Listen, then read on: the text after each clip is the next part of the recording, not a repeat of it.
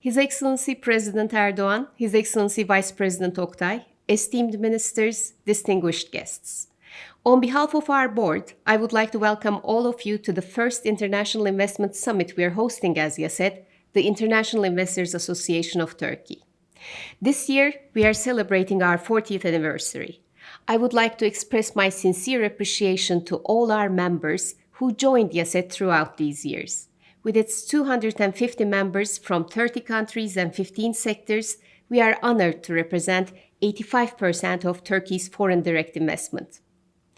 Any investment requires commitment and trust. 4 decades is a long time. YASED's 40 years is certainly a testament to the commitment and trust that its members have placed in Turkey. We even have members whose investments date back as far as the Ottoman times. For all this time, Turkey has been a welcoming investment destination, indeed a second home for us. Turkey has provided us with significant opportunities with its growing economy, young and skilled workforce, developed business culture, and its access to key markets. And as Turkey's international companies, we contributed to Turkey's growth through high value-added manufacturing, jobs, exports, and R&D. We continue to believe in the strong potential of Turkey and look forward to contributing to its success in coming years. However, today our focus is global FDI. For our 40th anniversary, we wanted to host this international summit to discuss the global disruption we are facing, the transformation ahead, as well as the emerging trends that will affect FDI in the foreseeable future. We are going through transformational times on all fronts. As international investors, we face multiple challenges in these uncertain times, ranging from primary survival to assessing the competitive landscape in the post-pandemic era. The United Nations defines the pandemic we are going through as a supply, demand, and policy shock for the global economy and for FDI. This is the first time investors are facing a global shock of this magnitude and duration, and this is reflected in the 49% fall in global FDI in the first half of this year. Now we realize that this shock will make a long-lasting change in the global economy, and the business community, policymakers, regulators, and the civil society should be more innovative than ever to ensure that this is a transformation for the better. This crisis has been a learning experience for all of us. It reminded us how we are all in the same boat, how interdependent and deeply connected our economies are when it comes to the global challenges we face. We learned that common challenges such as this pandemic or the climate change require global cooperation. We also learned that it all starts and ends with the human factor. The pandemic forced us to place the human factor right at the center of all aspects of life, from basic needs to socio-economic exchanges.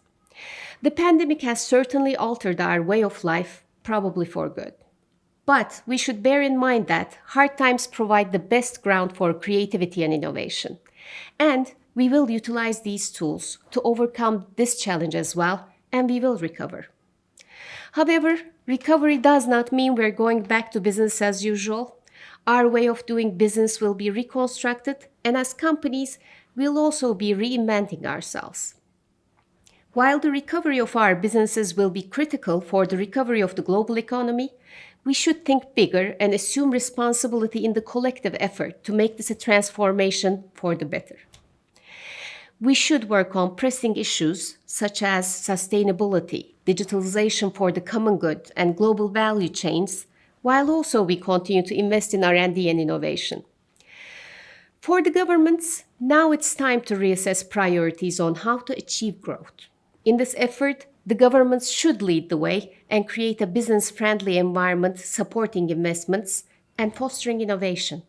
They should refrain from policies that can cloud the judgment of businesses, since any deferred investment means delayed jobs, delayed salaries, and delayed production. The ongoing pandemic has, once again, reminded us of the interdependence among the countries around the world.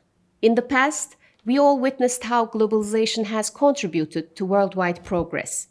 Therefore, as we move forward, it is important for the governments to rethink multilateralism and support the development of an enhanced version of it for the greater good. At this juncture, global FDI is also facing multiple challenges. The rules of the game are changing, and investors are trying to keep up with the shifting dynamics of today while also preparing to remain competitive in the post-pandemic period. For FDI, we expect the downward trend to continue at least for another couple of years. However, as everything else, FDI too will transform and recover.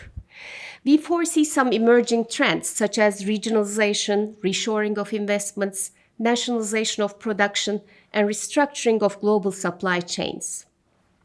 Despite all these shifts, we know that global marketplace will continue to present opportunities for investors. The digital economy will likely reshape our investments and make them more asset-light. And we will continue to tap into global innovation and talent while contributing to the global transformation as we jointly define the codes of the new economy. This environment concerns all of us. However, as YASED, it also inspires us to take action. For that, we wanted to bring together global leaders from public and private sectors, international organizations, and the academia. In the next few days, they'll be discussing the latest global developments, their impact on investments, and the international business community.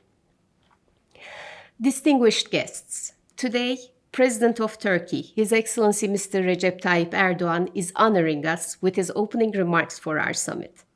On behalf of all YASED members, I would like to express my heartfelt gratitude to the President for his commitment and support to international investors who he personally defines as Turkey's companies.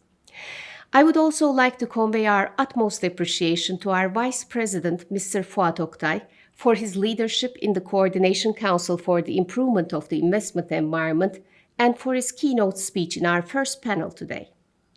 We are also honored by the participation of the Ministers of Industry and Technology and Trade, as well as the President of the Investment Office in our summit today.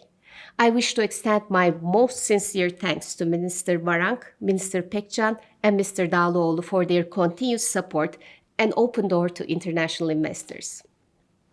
Last but not least, I would like to thank all our sponsors and the members of our exceptional YASED team for their tireless efforts in organizing an international summit of this caliber. I now leave the floor to His Excellency Mr. President for his opening remarks. Thank you.